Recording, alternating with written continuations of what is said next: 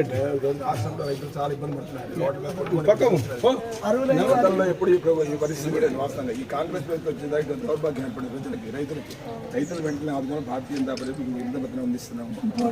ఇందిరమ్మ ఇల్లు అరువులైన గ్రామ పంచాయతీలు ఎక్కడ చెత్త ఎక్కడ బీచ్